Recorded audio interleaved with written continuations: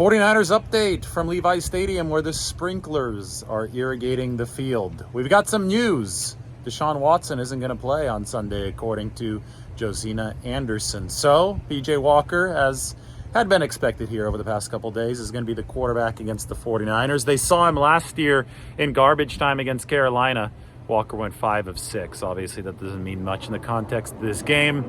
What does matter is that Cleveland has the number 1 rated defense in the league and the number 26 rated offense. So I would expect the 49ers defense to have its way in this game. But the battle is really going to be determined based on how the 49ers handle that other side of the ball. Brock Purdy, the offense against that Cleveland Browns defense. Because, I mean, this is going to be fun. Everybody's healthy. Only Dre Greenlaw missed practice today. Elijah Mitchell is back, so I would expect him.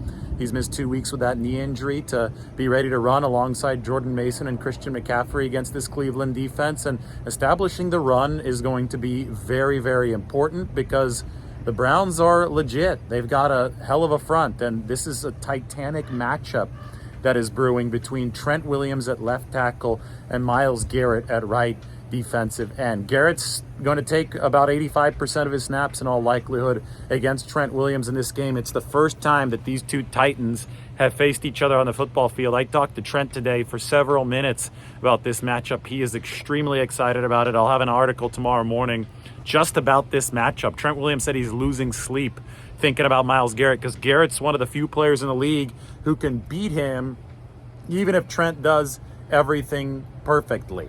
So, I mean, you got him on one side, then you got Zadarius Smith on the other side. So maybe the 49ers double team Myles Garrett a little bit, but that means Zadarius Smith is going to be one-on-one against Colton McKivitz. This is a hell of a matchup.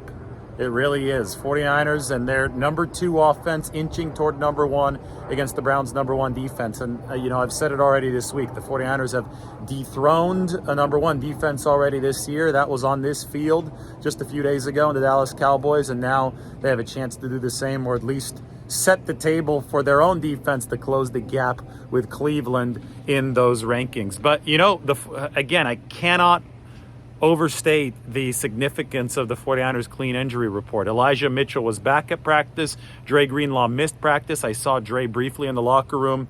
I do think he's going to play. He's missed some practice in each of the past couple of weeks, but ended up playing on Sunday. So for the 49ers to be this healthy at this point of the season is a big deal. And if you have wood somewhere to knock on, do it, because nobody likes injuries, and the 49ers right now are a juggernaut. They're playing like one, and I think that health is the biggest variable standing between this team and a very, very legitimate run at the Super Bowl. So that's the update here today from Levi's Stadium. The game will not be played on this field. We'll be heading to Cleveland this weekend, but one more practice here for the 49ers before the trip to the Eastern time zone. Then they come back to the facility. They're not staying over on the East Coast. They will jet back out to Minnesota following 3 more practices here next week for Monday Night Football against the Vikings. Next game at Levi's is against the Cincinnati Bengals on October 29th.